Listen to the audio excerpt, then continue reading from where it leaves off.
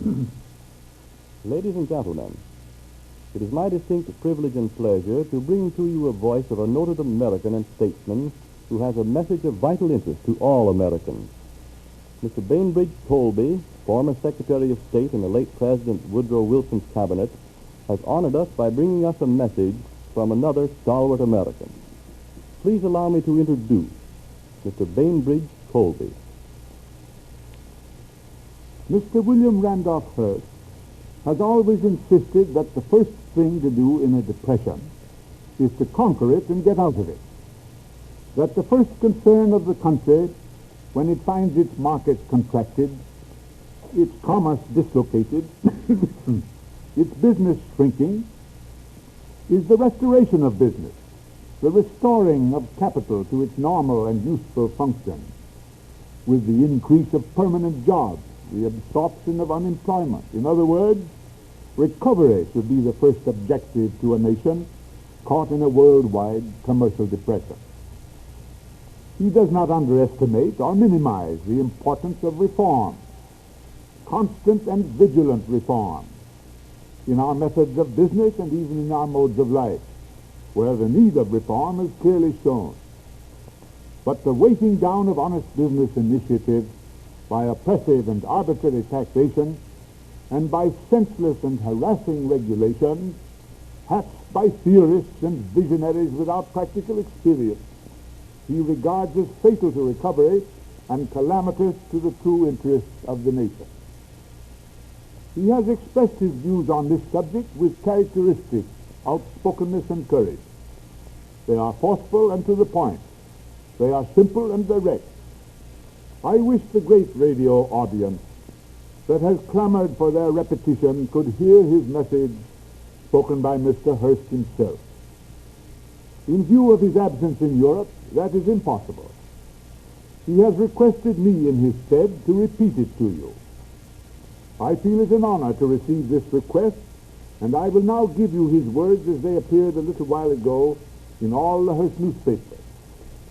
He is pleading for the rights of honest business, for the respect which Americans have always shown for real brains and real leadership, for honest toil and wholesome enterprise. It is these which made America. It is Mr. Hearst's belief that it is these elements in our strength as a people which will rescue America from its present cares and difficulties. Says Mr. Hearst, the English papers state that the President has declared that it is now the part of American business to inaugurate a boom. This declaration is amazingly ingenious. Nevertheless, it is in its essence distinctly encouraging. It is the first time that the administration apparently has realized that if prosperity is to be restored, business must restore it. The administration has tried subsidizing the farmer, and that has not worked. The administration has tried encouraging the excessive and unreasonable demands of labor, and that has not got us anything but conflict and disaster. The administration has tried oppressive and destructive taxation, and that has not brought us anything but industrial paralysis and business stagnation. The administration has tried burdening business with restraints and restrictions, with codes and gills, with impossibly short hours and unprofitably high wages. The administration has tried nagging business, abusing business, cracking down on business, piling up all kinds of unbearable burdens upon business. And still, singularly enough, business has not flourished, and prosperity has limped and halted in its return. The administration has tried to break the back of the patient business camel. It has tried to wring the neck of the useful business goose, which lays the necessary golden egg. The administration has indeed succeeded in robbing the goose's nest. It has plundered business and squandered the golden eggs recklessly among hordes of parasitic politicians. The administration has tried state socialism, communism, extortion, confiscation, demagogic military regimentation, continual business disturbance, and industrial discouragement. And now, the President thinks that it is about time for business to stage a boom. The plain facts are that the administration has shot its bolt. If the bolt had hit the mark, we would have heard nothing but self-congratulation. But the bolt has missed. And not only missed, but plugged the innocent public in the small of the back. Consequently, alibis are in order, and the blame is all put upon business. The implication is that business could stage a boom, but doesn't desire to do so. The inference is that businessmen do not want to be prosperous. The apparent indictment is that businessmen are holding back and enjoying poverty and disaster in order to discredit the administration. Now, is not that deplorable on the part of businessmen? Isn't it astonishing that with all the aid and comfort that business has received in the way of kicks, cuffs, and wallops on the chin, business somehow has not responded with industrial activity and general prosperity? All of that is very regrettable, but one thing is extremely heartening, and that is that the administration has at last realized where prosperity is to come from and where it must come from. It must come from business. It must come from industry. It must come from America's leaders, great and small. They are the leaders of the world in the industrial age. They are the ones who can and will create prosperity if they are let alone. We hear a lot of talk about American labor. American labor is all right, but it is no better than other labor. We restrict or exclude foreign labor because we are afraid of it, and rightly so. For when it makes entry into the country, it generally washes us out. The politicians and the public, too, must learn that generals win battles, not armies. The same armies which Napoleon led victoriously into Spain were driven ignominiously out of Spain when Napoleon was engaged elsewhere. Washington led the American farmers to victory.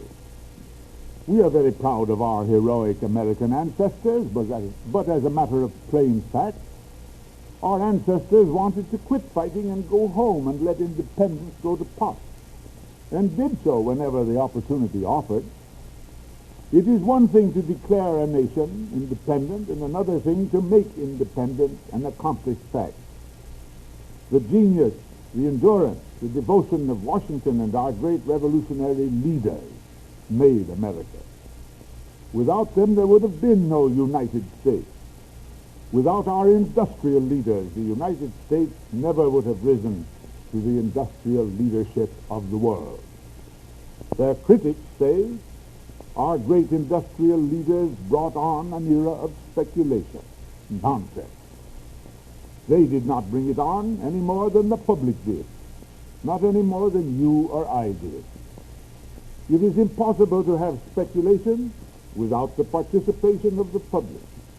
It is impossible to have stock gambling if the public does not gamble. We all know the public did gamble.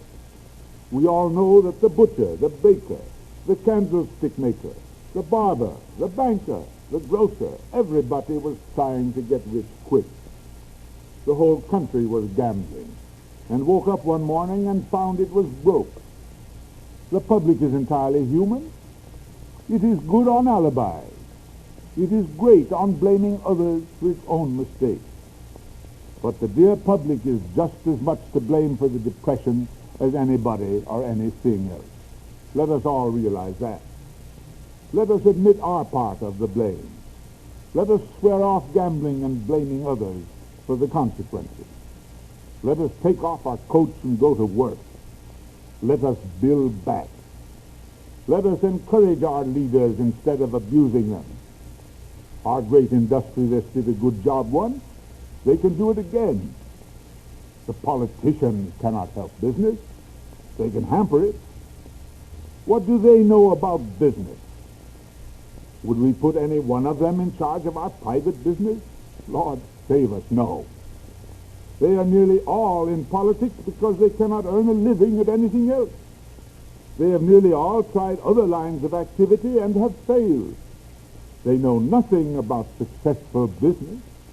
They have proved that individually, but they are ready to regulate the business of the nation.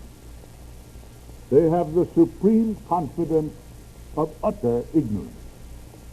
The politicians, the professors, the failures, the cranks, the visionary theorists, the unpractical experimentalists are all ready to tell the able and experienced businessmen of the country how to run their individual businesses and the business of the nation. Think of it. Fools rush in where angels fear to tread.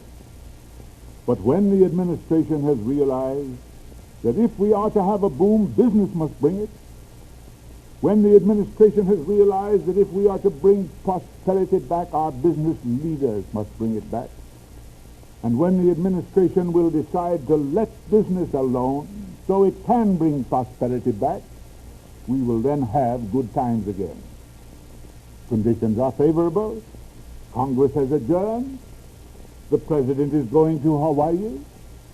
If he could only arrange to take General Johnson with him and leave General Johnson in Hawaii along with Captain Cook, the businessmen of the nation would almost underwrite prosperity. Let us hope that our good President will think favorably of this patriotic suggestion. Ladies and gentlemen, you have just heard Mr. Bainbridge Colby, former Secretary of State in President Wilson's cabinet. He brought to you a message from Mr. William Randolph Hearst,